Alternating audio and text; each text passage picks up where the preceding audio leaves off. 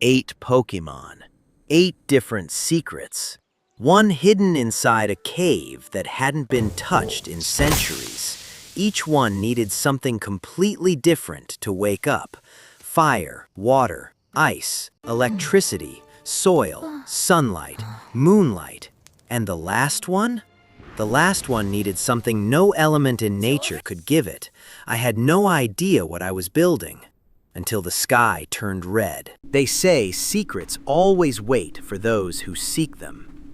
I spent weeks deep within the dark, abandoned caves of the mountains, places untouched by human hands for centuries. My heavy, dirt-stained black work clothes were completely ruined. I was exhausted, ready to give up, but then I found my reward. 8 Pokéballs, 8 different mysteries, and total silence. When I finally got back home, the sound of my heavy boots echoed across the crystal-clear epoxy floor.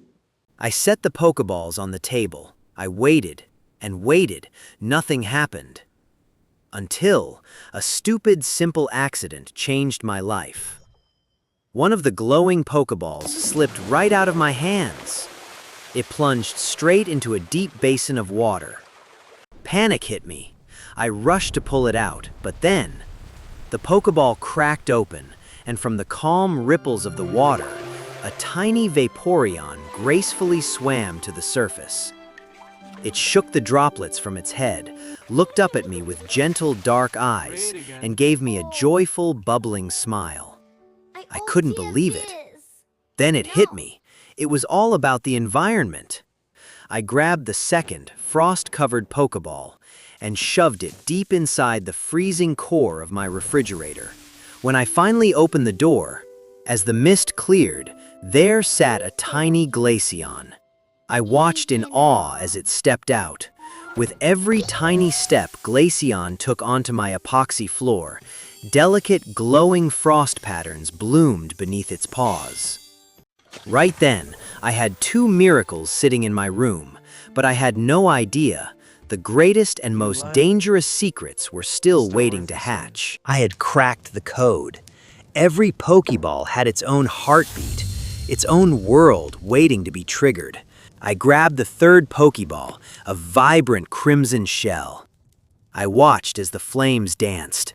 The Pokéball seemed to absorb the heat, glowing like a hot coal. Then, a burst of embers, and from the ashes tumbled a fluffy, chubby little flareon. Next was electricity. I dragged an old car battery from the garage, held the copper wires tightly under the dark sleeves of my work shirt, and struck a spark. The room flashed with blinding light. The Pokéball shattered with a sharp crack, revealing a hyperactive, spiky-haired Jolteon. It couldn't stand still for a single second. It bolted across the room like a lightning strike and immediately sank its teeth into my thick TV cables. I quickly realized it didn't need food. It craved pure energy. But the 5th Pokéball was completely silent. No heat, no shock could wake it. Exhausted, I just laid it to rest in a large potted plant near the window. When morning came, the first rays of the sun and the damp earth had worked their silent magic. Beneath the green leaves, a tiny Leafeon opened its eyes, taking a deep breath of the fresh morning air. It was perfectly camouflaged. But my most elegant discovery was still waiting. The 6th Pokéball hummed with a strange, radiant energy. Realizing it needed pure light, I carried it upstairs, stepping out onto my newly built roof terrace. High above the ground, the morning sun was intense. The air was crisp. I watched the Pokéball swallow the sunlight, glowing brighter and brighter until it fractured like a precious gemstone. From the blinding light emerged Espeon. Calm, graceful, and deeply mysterious. The gem on its forehead sparkled as it stared at me with an intense, knowing gaze. It felt like it could read my mind. By afternoon, my house was a complete disaster zone. A beautiful, chaotic, boiling pot of elements. Jolteon was short-circuiting the lamps, Vaporeon had turned my luxury bathroom into its personal swimming pool. Flareon was happily snoring on a scorched corner of the carpet. And Espeon? Espeon sat quietly, using telekinesis to casually float my coffee mugs in the air above the red-patterned epoxy floor. I ran around trying to clean up this adorable mess. I was dead tired, but I couldn't stop smiling. Yet, 2 Pokéballs remained on the table. The secrets of darkness and pure affection were still completely untouched. While the others were tearing up the living room, the 7th Pokeball lay there, completely stubborn. It rejected the warmth of the fire. It rejected the brilliance of the sun on the terrace. Whenever light touched its shell, it seemed to fade away. I finally understood. I carried it into the darkest room of the house. I placed the Pokeball directly in the moonlight. Instantly, the shell turned pitch black, absorbing the shadows around it. With a soft, almost completely silent crack, Umbreon opened its eyes. It didn't make a sound. It simply stood up, its sleek, dark fur blending into the night, while the bright yellow rings on its body began to pulse with a mysterious, rhythmic glow. It felt like a guardian of the dark, so calm and deeply loyal. Only 1 Pokeball remained, the 8th, my final mystery. But this one was impossible. Dark, the light, the soil, nothing, not a single element could wake the life inside.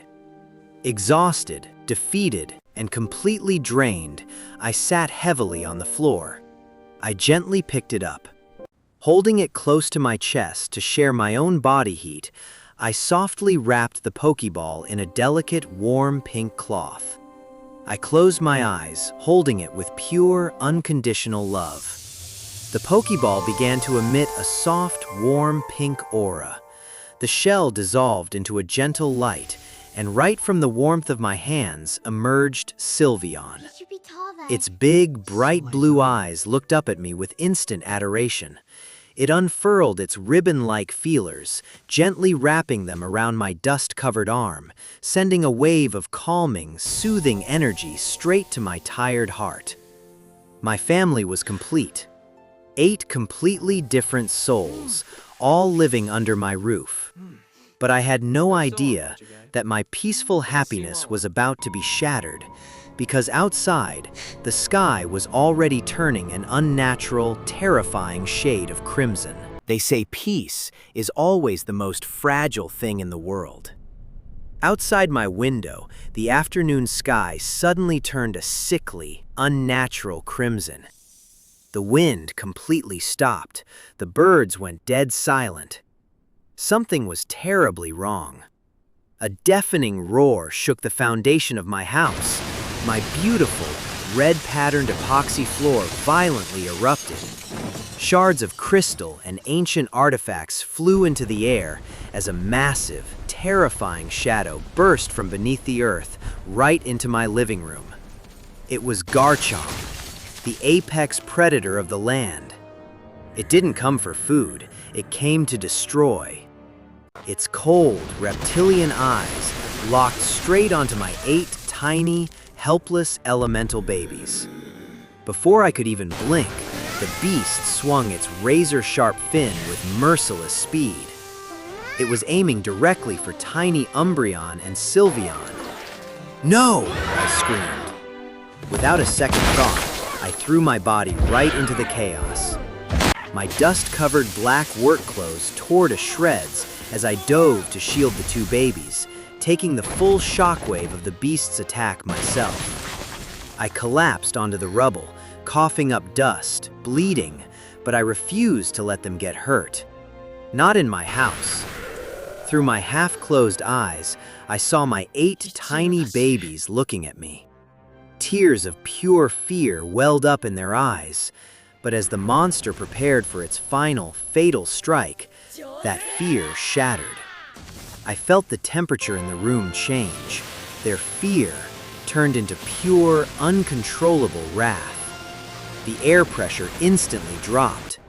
A massive shockwave of elemental energy exploded from all 8 of their tiny bodies. Blinding light consumed the room as they rapidly grew, their forms shifting right before my eyes into towering, powerful beasts of nature.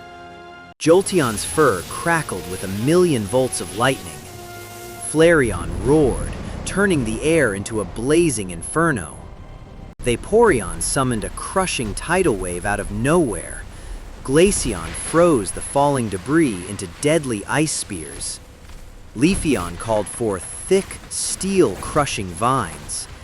Espeon's eyes glowed with godlike psychic power, locking the giant monster completely in place.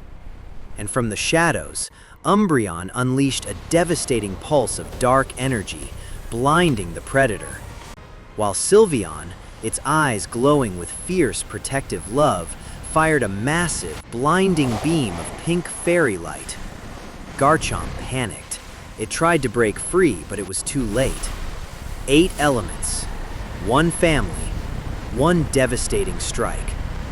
The blast hit the predator with the force of a meteorite, launching Garchomp straight through my roof, blasting it far away into the distant mountains, never to return. The smoke slowly cleared. My house was in absolute ruins. But I was alive. I slowly opened my eyes, looking up at the 8 magnificent, majestic creatures surrounding me. They gently nudged my wounded hands, their eyes full of deep, fierce affection. My journey had started in a dark, cold cave, but it ended right here. They were no longer just my pets. They were my absolute protectors, my true family.